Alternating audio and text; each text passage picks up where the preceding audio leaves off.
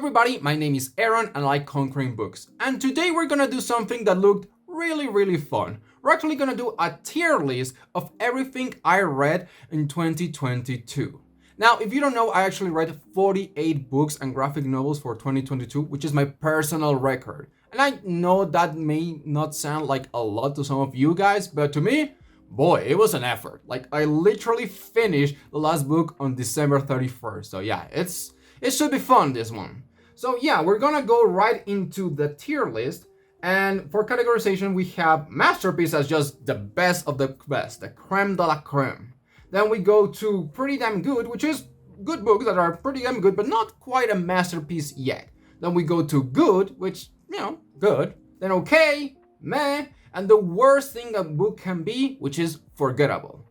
And we start with a pretty weird one, The Daughters of Joy by Deepak Chopra.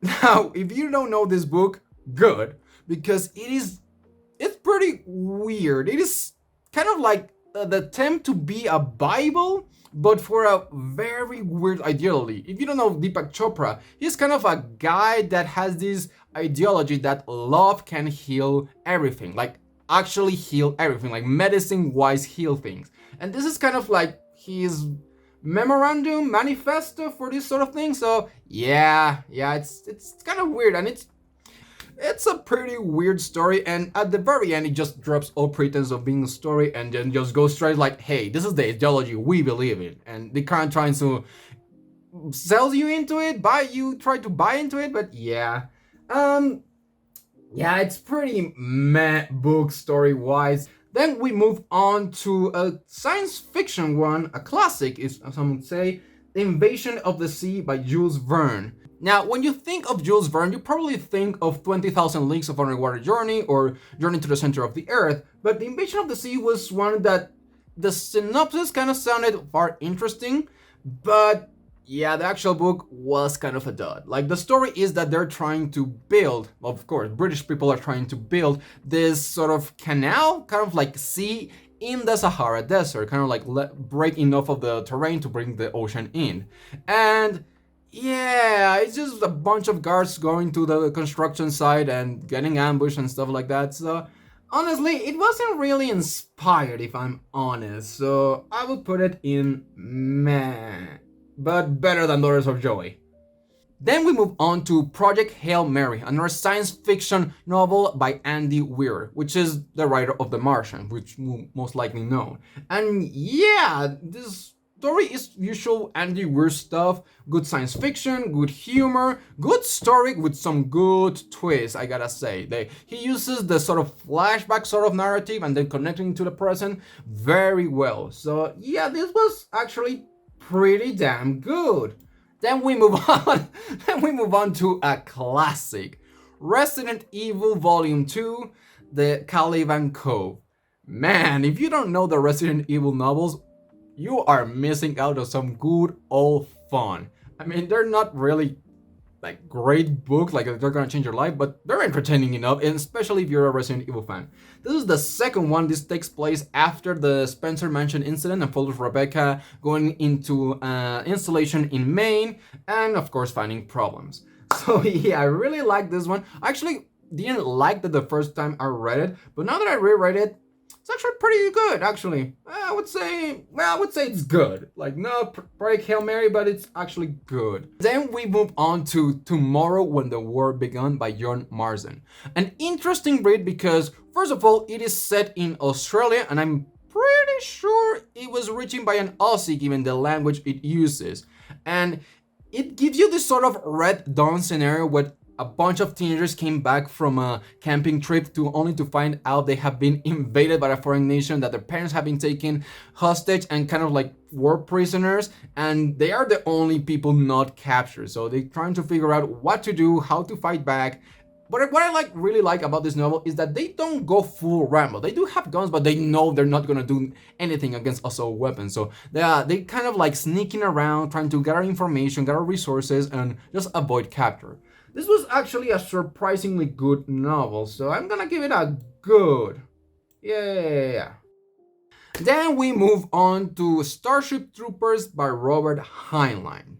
Now I'm gonna do what some would call a hot take, and yeah, I really like this book. Some good science fiction, military science fiction, controversial as hell. I do understand why it's controversial, and I don't agree with all ideas, but I find it so fascinating the depths that it explores this world. So yeah, first masterpiece though.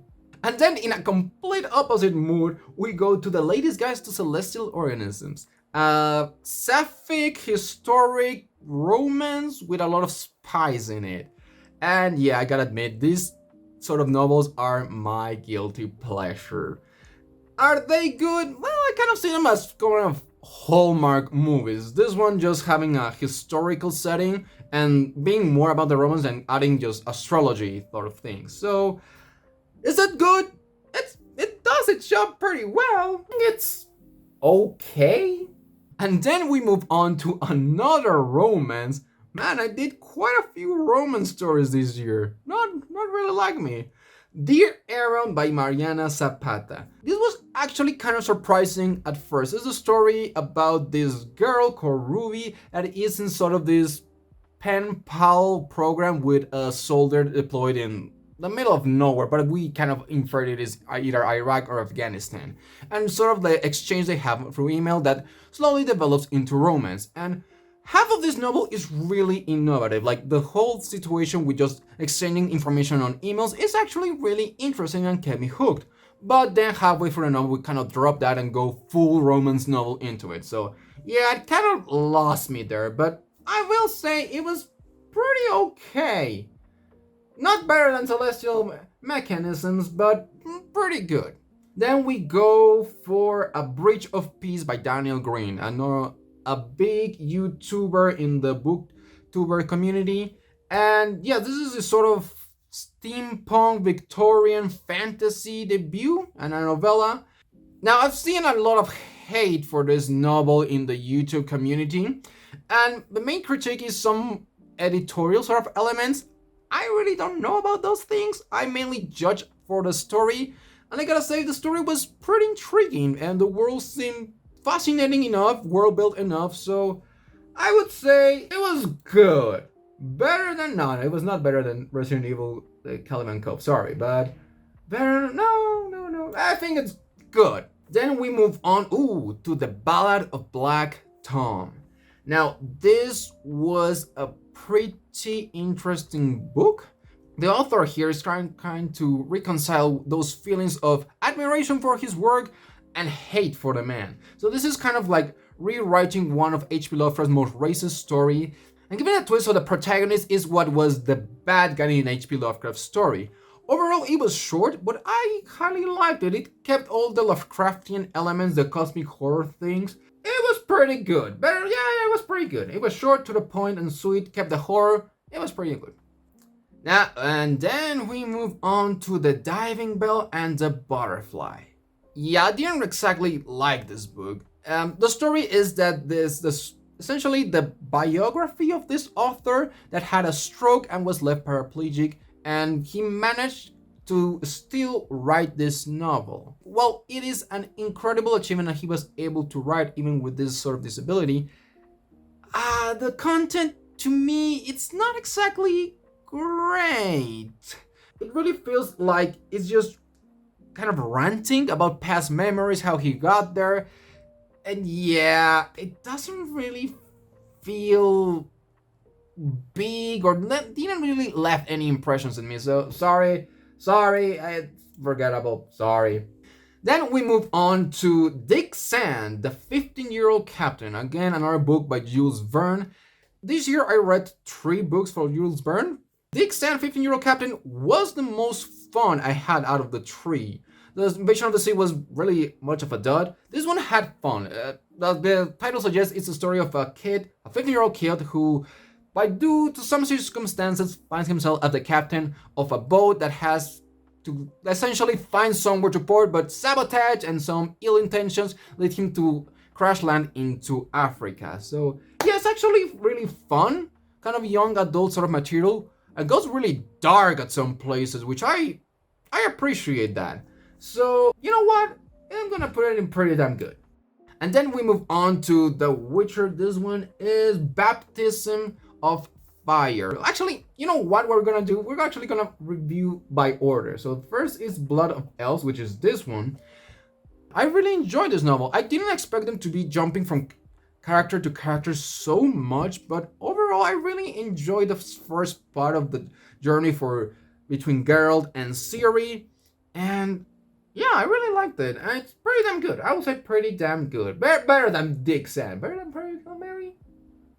Yeah, let's leave it like that then. And my problem with the Blood of Elves is that it felt like it was a lot of setup, but in the time of content, we see the payoff of all this setup. And I gotta say, the twists and turns that happens in this novel really, really go places. So yeah, out of the 3 that I read, because I didn't read the whole 7 or 8 books, I only read the first 3. Out of the 3, the time of content was my favorite, especially the ending between Ciri and finding the rats.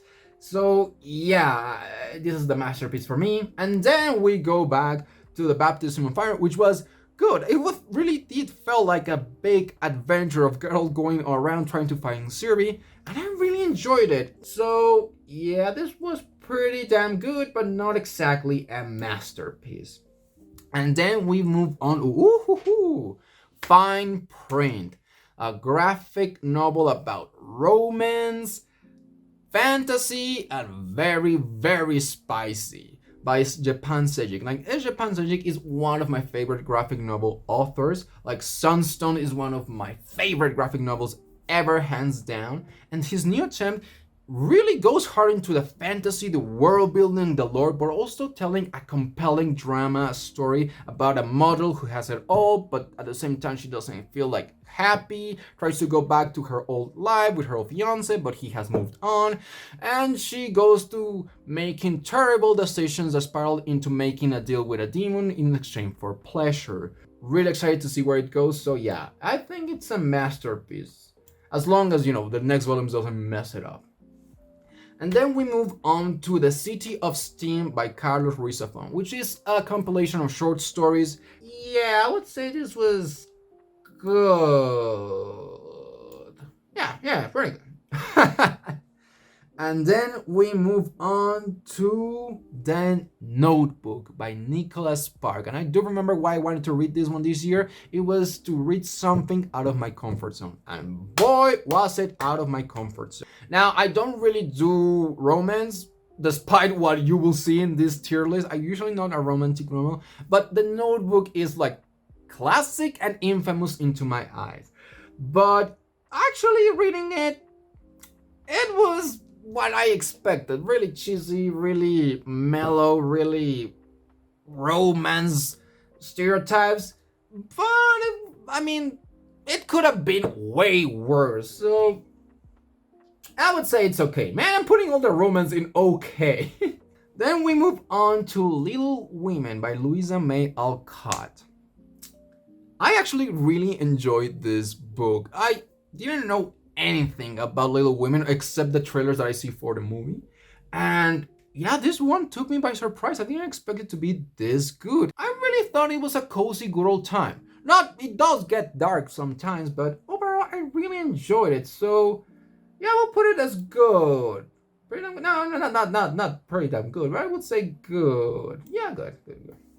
Then we go to the first Stephen King novel that I read this year, which is The Outsider.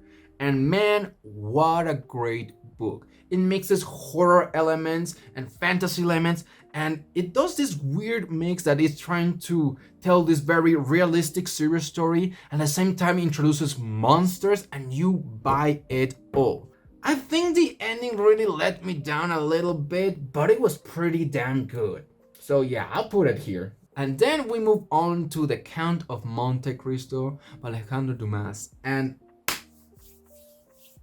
this is a masterpiece. I cannot tell. Even though it is a gigantic book, it is a masterpiece. It is the definition of an epic story. So, yep, masterpiece here. Yeah, somewhere around here. Yeah, somewhere around here.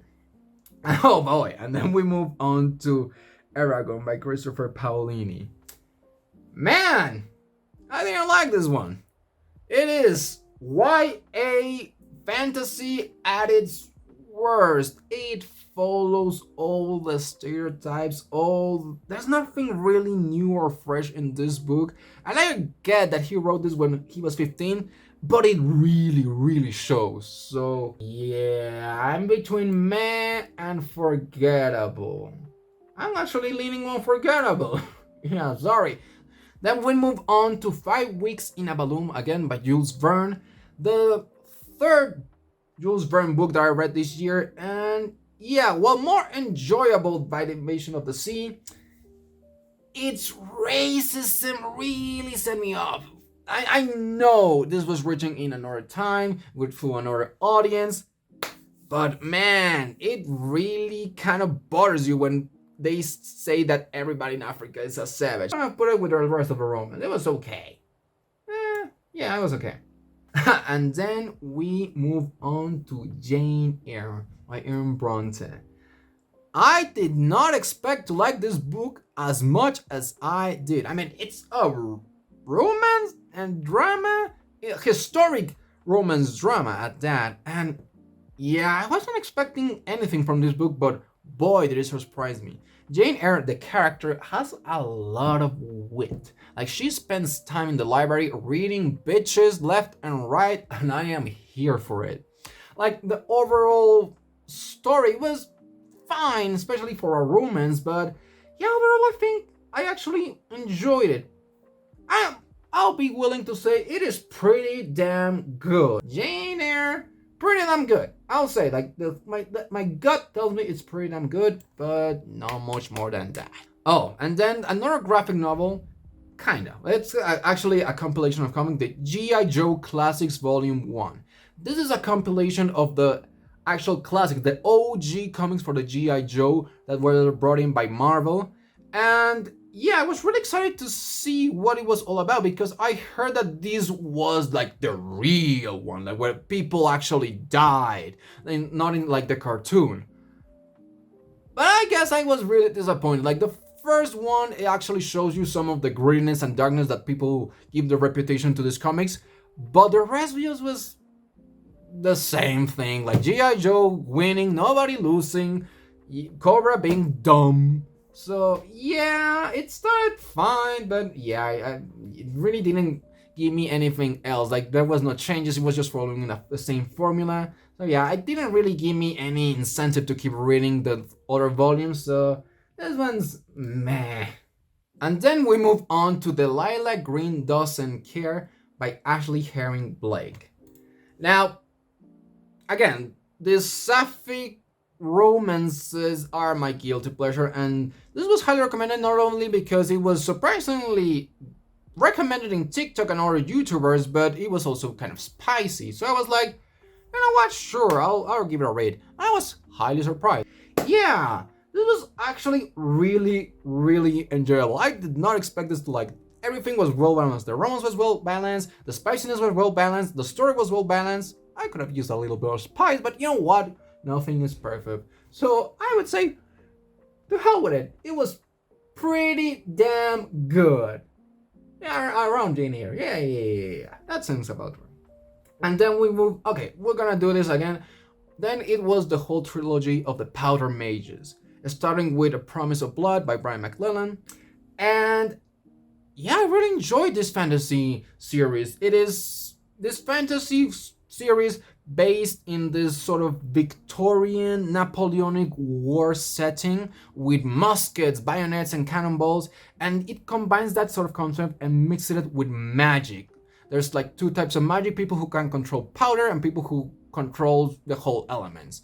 And yes, a story about this coup of a general essentially guillotining the king and his noblemen and trying to create a republic. Very reminiscent of the French Revolution. I think I'm gonna like give it a score overall, but yeah, the 3 books in the trilogy were pretty damn good. We see different aspects of this world and this sort of problem trying to create this republic throughout the 3 novels. And yeah, the world is good, the characters were good, the action was amazing. So Promise of Blood, I think the 3 books, A Promise of Blood, The Crimson Campaign, and The Autumn Republic, well, not masterpieces, I would say they're pretty damn good. So yeah, they go around here, and then here, and then here.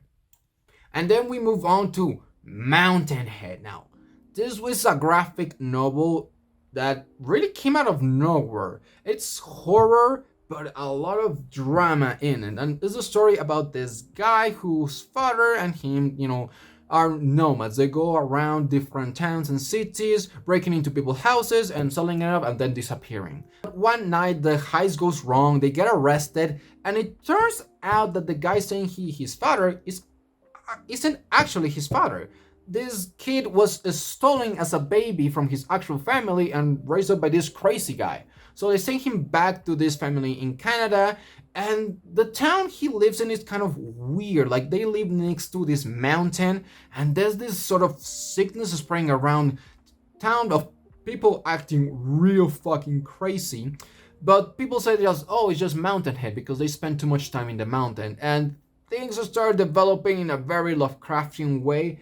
But yeah, this was actually a really good graphic novel, especially if you're looking for something very horror, Lovecraftian, but at the same time a very dramatic core. I would say it was pretty damn good. Yeah, around here. Yeah. And then we go to The Crossroad at Midnight by Abby Howard. Now, I have recommended this graphic novel to any person, dog, and plant that is near me. This is a compilation of short horror stories in black and white and with a very cartoonish style. But man, the stories and the illustration blend perfectly. And while none of them are scary, some of them are really disgusting or dark and that go into beautifully dark. So yeah, I really recommend this graphic novel. I'd say actually Abby Howard, and this kind of feels like an Americanized version of Junji Ito in the best ways possible. So this one is a masterpiece, no doubts. And then we move on to Tales from the Crypt Volume 1, which is a compilation of the first 16 issues of Tales from the Crypt by Easy Comics, which was short comic stories mainly focused on horror, crime, and supernatural things. And yeah, I was really curious about this sort of comics because a lot of authors, filmmakers, and creators in general say that it inspires them to pursue their careers in horror. So yeah, I was really wanting to see what it was all about. And I gotta say, for the most part, I wasn't disappointed. Like, some of the stories here are a bit cheesy, pulpy, but overall really fun to see, and some of them go really dark. So yeah, this compilation was good, I'll say. Yeah, around here. And then we move on to My Heart is a Chainsaw by Stephen Graham Jones, a sort of horror slasher tribute that, yeah, it was really good. If you're a horror fan, I highly recommend this novel. It's a story of this native girl in this small town that she starts noticing signals that a slasher, like a movie slasher, is gonna take place in her town, and she finds out the girl who's gonna be the final girl, and she tries to train her and prepare her for what's to come. I would say it's pretty damn good. It's pretty damn good. Yeah, better than Jane Eyre. Yeah, around here. Yeah, I would say it's around here. Good. And then we move on to our graphic novel, The Underwater Welder by Jeff Lemire. Or Lemire. I don't know how it's pronounced. And yeah, this is the story of a man who is an underwater welder that during one of his underwater weldings, yeah, I just wanted to throw it out there, he finds an old clock, one that his father had gifted him. And then he goes into this strange sort of flashback-filled days of remembering what happened to his father, a mystery of he never really knew what happened to him, and kind of dealing with his present about he always wanted to work and kind of not paying attention to his pregnant wife. So yeah, this kind of felt like a Twilight Zone sort of episode, which was fun. It was, the illustrations were really enjoyable. The framing and the way it uses vignettes to kind of draw the eye was really interesting. The story's a little bit lacking at some points, but yeah, it was overall good. Yeah, around here. Yeah, it felt kind of like, felt something like a more serious Tales of the Crypt sort of story, but yeah, it was fine. And then we move on to another graphic novel, Persepolis by, I always forget her name, Marjane Satrapi. And man, this was good. Like, I don't know anything about Iran, but after reading this novel, I was like, man, things had happened. So yeah, this was pretty damn good. I think the ending really, it doesn't have an ending actually. It just ends. It ends the story. Yeah, that really threw me off, but it's pretty good. I'll put it around here. And then we move on, to Bunny by Mona Awad. This was a recommendation, and man, this is a great but really strange novel. It is a sort of a combination between Mean Girls and In the Mount of Madness by John Carpenter. A most enjoyable mix of weirdness, creative frustration, and yeah, a lot of good in the book. This is actually a masterpiece to me. Yeah, around here. Yep. Yeah. You read Bonnie. If you have the chance, really read Bonnie. And then we move on to I Think I Love You by Ariane de Ombre. And yeah, this is another sort of sapphic romance story, only this one is clearly more aimed towards young adults. And it's a story of a group of friends trying to make a movie for a contest, but they fight, split into two groups, and yeah, the usual things happen. But this kind of goes from friends to lovers. Well, I would more say it's more enemies to friends to lovers. And yeah, it was an okay story of young romance. And yeah, I would say it's okay. That's about it. Man, I'm really throwing all the romance in okay, except in air. You keep going, girl. And then we move on to The Poppy War by R.F. Kuang. And this is a fantasy story really inspired by Chinese mythology and history. It is a combination between Mulan and kind of like The Lord of the Rings, kinda. If there's a novel that is really good at depicting the horrors of war, aside from All Quiet in the Western Front, is The Poppy War. Man, it is a brutal story, but that delves a lot into sort of spirituality, violence, and yeah, it's a pretty good mix, especially if you know even a little bit of the Chinese history. This is really good. It was pretty damn good. I'll rip it. Yeah, around here. Yeah, that sounds about right. Then we move to the second Stephen King novel that I read, The Institute. And man, this was a disappointment for me because The Institute tells the story about this kid with telekinetic powers, very Stephen King, and he gets kidnapped into this institute where they're trying to train them, and they're treating him very badly. And of course, it's a story of how he escapes and tries to, get everyone in the world to know what's happening. But I gotta say, this novel really feels behind the times. Like, it really only made me want to watch Stranger Things because it really doesn't bring anything new to the table. Everything we've seen here, we've already seen it somewhere else. And even though, yes, the Stephen King writing is good and it keeps me going, at the end of the day, I felt like a nothing novel. So yeah, I'm sorry, I never thought I would do this, but yeah, I'm gonna put it in the meh sort of category.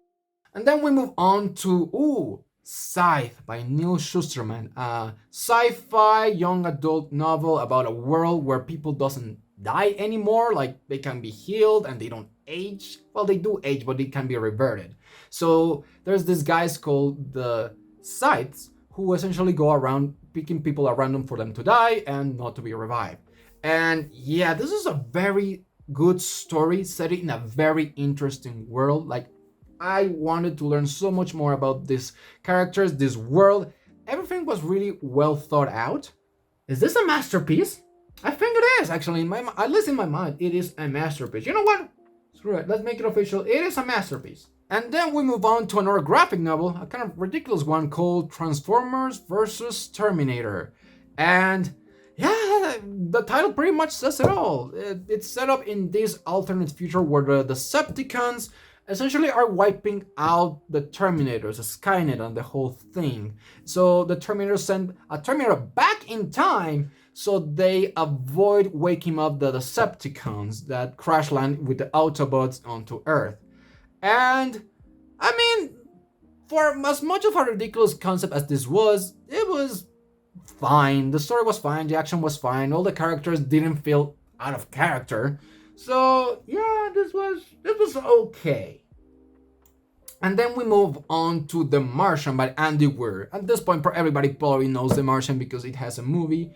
And I gotta say, I really enjoyed this and Project Hail Mary. I really like the funny, witty humor. And although this has a whole lot more of science, it also has a lot more character than his other novel, The Project Hail Mary. I really enjoyed it, but I wouldn't say it's a masterpiece. It's, yeah, probably around the same place as Project Hail Mary. And then we move on to The Shadow of the Gods by John Wayne. This is a fantasy novel really inspired by Viking mythology that tells three stories and has three protagonists. And man, this was metal as hell. It felt like I was reading a Viking metal album. It has a lot of action, a lot of fighting, but a lot of detail. It's very clear that Mr. John Wayne really likes Viking history and really is knowledgeable on it. So I really enjoyed reading this one. And yeah, I would say it's pretty damn good. I would say it's better than the other. Yeah.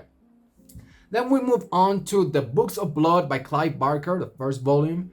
And this is my first time actually reading Clive Barker, and I was pleasantly surprised. His style is very, very dark, beautiful. It just takes a few words and he manages to create such images in your mind. I was really, really impressed by Mr. Clive Barker and his novels. So yeah, I would say it's pretty, a low pretty good. Yeah, around here.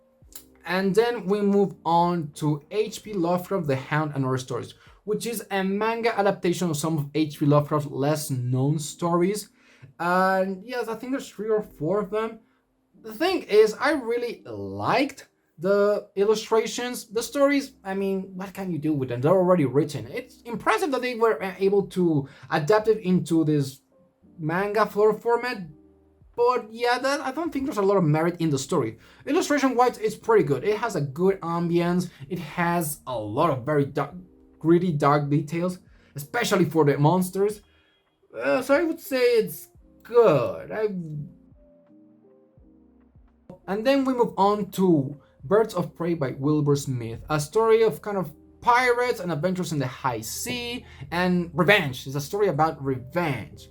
And overall, I think it has a very good historic setting and a lot of detail to these little historic details.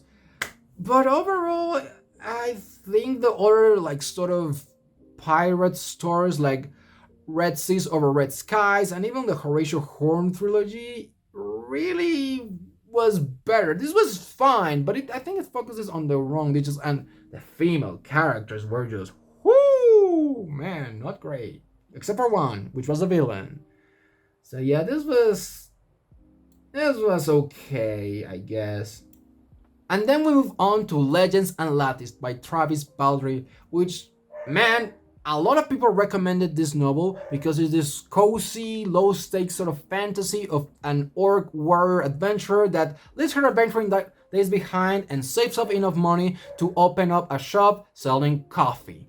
And yeah, this was pretty much everything that was promised and more, I gotta say. The characters were great, the story was great, the sort of cozy feeling. It also felt fresh for a fantasy story that I really, really enjoyed, was thinking out of the box. So, hell, this is a masterpiece in my eyes. And then the last book, Little Men by Louisa M. Alcott. This felt like a sequel to Little Women, which it kind of is. So for focusing on different characters and little kids. And yeah, this was fine enough. It's cozy, wholesome, kind of the same as Little Women, only with different characters and with kids. I won't even dare to say it's okay. It was okay. And that's pretty much my tier list for everything I read for 2022. Do you agree with it? Do you disagree with it? Please let me know in the comments, and also let me know what did you read in 2022? What was your highlights and what was the least favorite things that you read? Other than that, please remember to like and subscribe, and overall, this is Conquering Books. My name is Aaron. I'll be seeing you all.